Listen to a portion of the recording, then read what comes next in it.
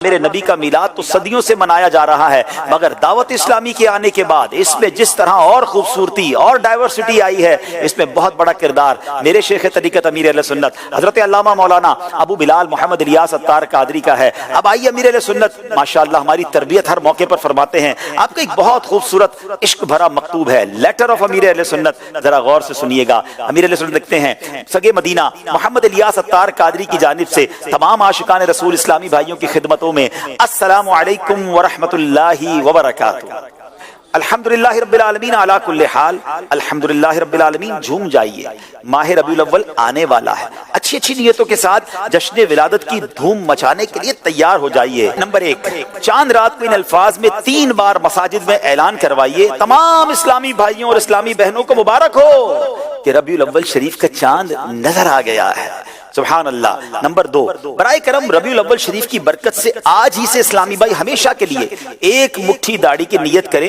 یاد رہے کہ مرد کا داڑھی منڈانا یہ ایک مٹھی سے گھٹانا حرام، اور فوراً توبہ کر کے اس گناہ کو ہمیشہ کے لیے چھوڑ دینا ضروری ہے۔ نمبر 3، سنتوں اور نیکیوں پر استقامت پانے یعنی ہمیشہ عمل ہوتا رہے، اس کا بہترین فارمولہ یہ ہے کہ تمام اسلامی بھائی آج کیا کیا عمل کیا، اس کے متعلق روزانہ اپنے اعمال کا جائزہ لیتے ہوئے نیک اعمال کا رسالہ پر کر کے ہر انگریزی ماہ کی پہلی تاریخ کو اپنے یہاں کے ذمہ دار کو جمع کروائیں۔ تقویٰ کا انمول خزانہ ہاتھ آئے گا اور عشق رسول کے جام بھر بھر کر پینے کو ملیں گے۔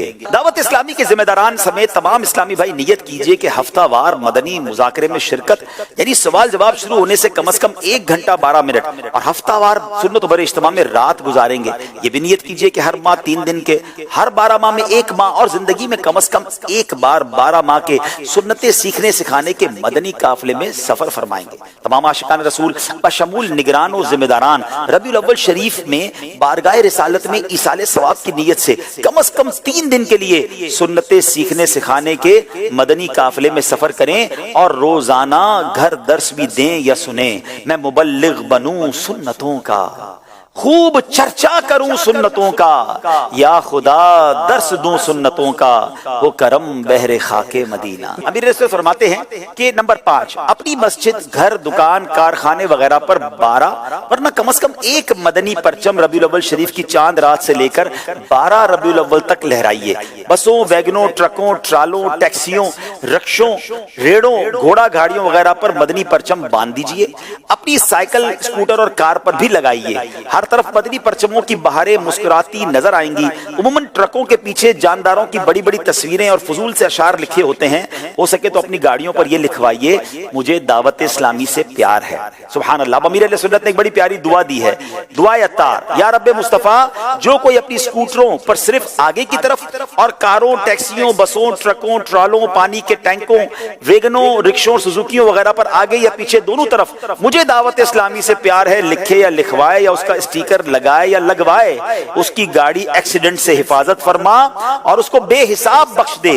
جو کسی گاڑی والے کو اس کام کے لیے تیار کرے اس کے حق میں بھی یہ دعائیں قبول فرما، آمین بجاہ النبی الامین صلی اللہ علیہ وسلم۔ نمبر 6، اپنے گھر پر 12 جھالروں یعنی لڑیوں یا کم از کم 12 بلبوں سے، نیز اپنے محلے میں بھی 12 دن تک اور اپنی مسجد پر وہاں کے عرف کے مطابق چراغاں یعنی لائٹنگ کیجیے۔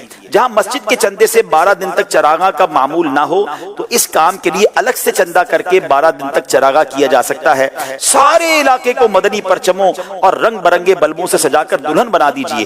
ممکن ہو تو مسجد، گھر کی چھت اور چوک وغیرہ پر راہگیروں اور سواریوں کو تکلیف سے بچاتے ہوئے حقوق عامہ یعنی پبلک رائٹس تلف کیے بغیر فضا میں معلق یعنی لٹکے ہوئے 12 میٹر کے یا موقع کی مناسبت سے بڑے بڑے پرچم لہرائیے۔